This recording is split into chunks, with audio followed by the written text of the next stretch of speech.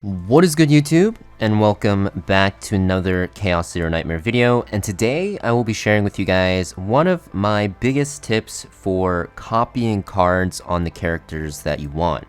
So if you guys are running through Chaos runs and you get a really good card that you want to duplicate, of course I have to give you an example such as this Shadow Reload, which has this initiation tag, and also when you heal, you create this Shadow Dagger, which is absolutely crazy on Tressa when you pair her with healers. If you even pair it with this Foggy Crystal Ball, this makes Tressa turn into one of the best damage dealers in the game for long forms of content. Well, I'm going to show you guys a trick you can do to not guarantee, but significantly increase the chances of you getting those big cards with your Divine Epiphanies, or just the cards you want to replicate in general, at the end of the first floor boss and also the second floor boss. Now, this trick is going to have to do with one of the keywords in the game. Not every single character has it, but the one we're looking at today is unique. So the way that unique works is that you cannot hold more than one card that has unique. Now, this can seem very deceptive because the way it reads, it kind of feels like it means that you can't have more than one of these in your hand, right? Because it's saying hold. And usually when card games say stuff like hold, well, it usually means in your hand. However, in this game, it just means in your deck. So you cannot actually have two of these bombardment preps or bombardment preparations in your deck because it has that unique text.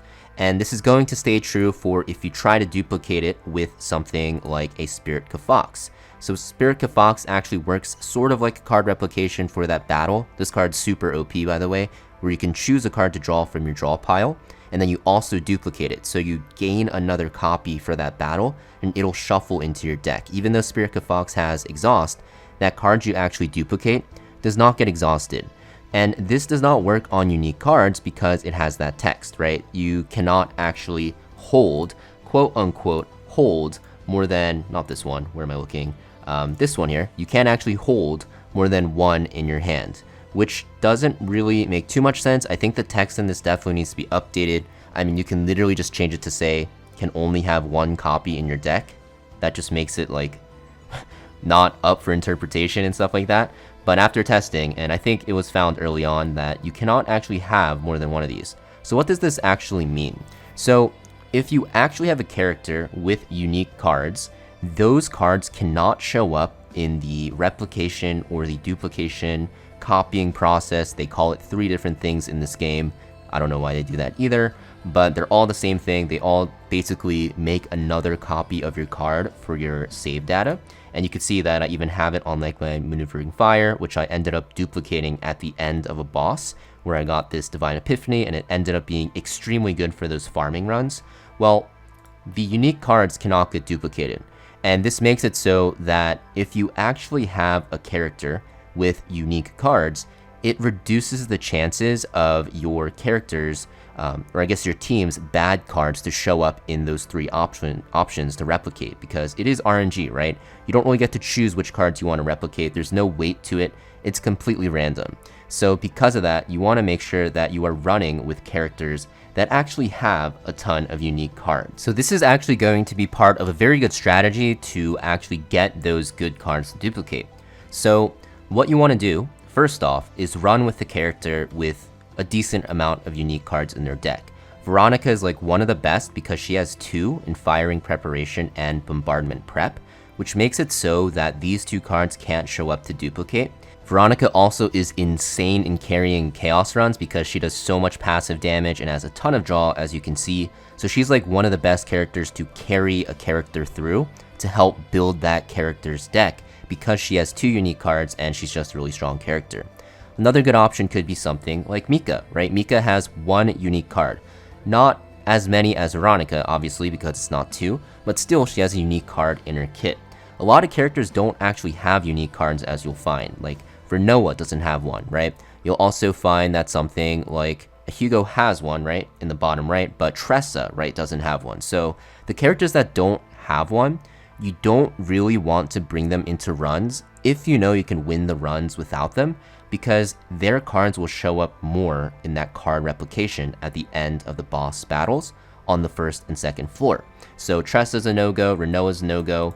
There's a lot of other characters you can look at, something like a Calipe. Even though she's very good in Chaos runs, you don't really want to bring her if you're trying to build another character's deck, because I don't know if you guys noticed when you run with Calipe, but you're going to find that a lot of her cards end up being replicated at the end, or like have that choice to replicate it. So you want to make sure that you are bringing the carries, I guess the characters that you are trying to carry through the runs, because usually people are trying to build one character at a time. You want to make sure you bring them with unique card holders. And yeah, for Veronica and Mika, you can honestly bring these two with any character and carry them through. So these two together, paired with any DPS, you can easily build that character's deck. Now, on top of this, there is a strategy you also want to employ.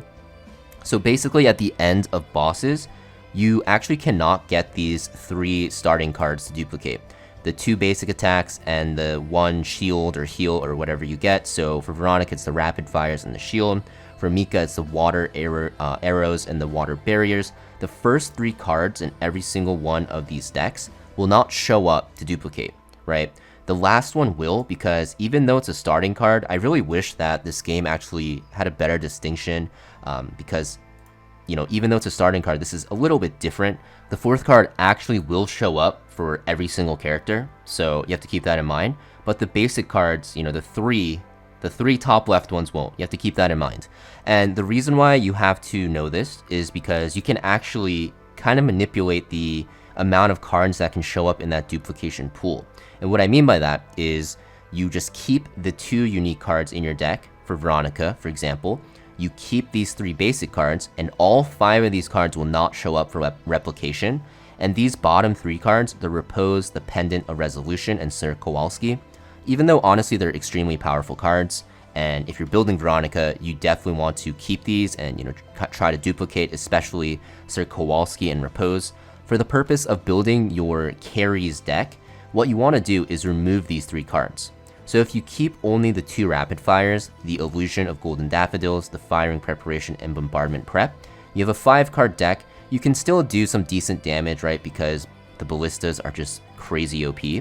And by removing these 3 cards, Veronica has basically, actually she literally has 0 cards that can show up in the pool to replicate, which makes it very, very strong.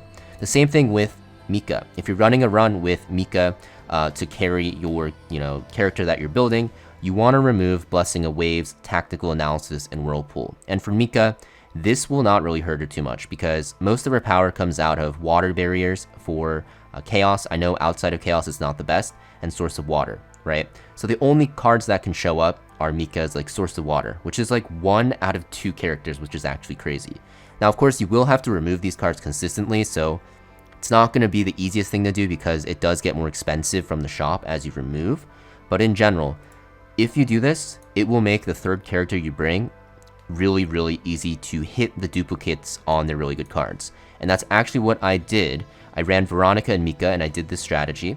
And even though the Faint Memory score is low because I ran it on a lower difficulty because I was scared I would actually fail, what I was actually able to do is actually make this deck, which has 2 of Prepare to Subdues and 2 Iceberg Cleaves. So I hit 2 duplicates on her 2 best cards, as people would say for the most part.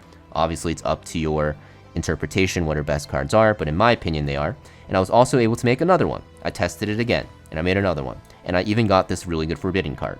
So I have 2 really good decks for Yuki. This was made in like 2 or actually 3 runs, I think it only took me, where I got a Divine Epiphany on her best skill, and, you know, I have 2 versions of it, right? One to draw more in, I guess, 2 turns, and then one to draw with the inspiration for, you know, that single turn. Not this deck. This deck. Yeah, so these 2 decks. Yeah, that makes sense. And I also duplicated it here too, because, yeah, I did the strategy 3 times, like I said. So this is definitely something you want to do. I think a lot of people kind of know about it. Some people do know about it. I'm not going to say, oh my god, I figured this out. I saw this somewhere as well. I think it was on Reddit. But, you know, this is a really good strategy to employ because I started doing it a couple days ago. And man, it is so much easier to build your decks.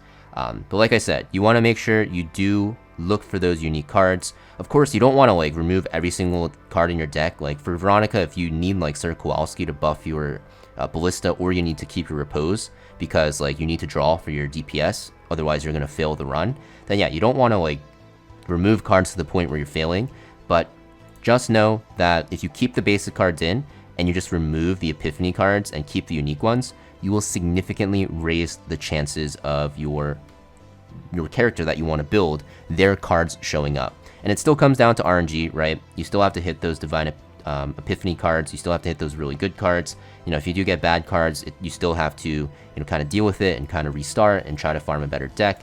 But this will significantly reduce the time you spend farming your decks and save data, and it's a really good strategy to do. Just wanted to talk about it today. Hopefully this saves you guys some time, you know, even if it only saves like 100 of you guys that are watching some time, that's potentially hundreds and hundreds of hours, so that's worth it for me. But thank you for watching. Make sure you guys hit that like and subscribe if you want to see more CZN content. I have been taking a break from the game because I played so much on launch and burnt myself out, but I promise I will be making more content. If you guys have any specific videos that you want to see, whether it be builds for certain characters or just, you know, guides to something else, let me know in the comments down below, and I promise you I will consider it looking at my schedule. So yeah, I'll see you guys next video, and thank you once again.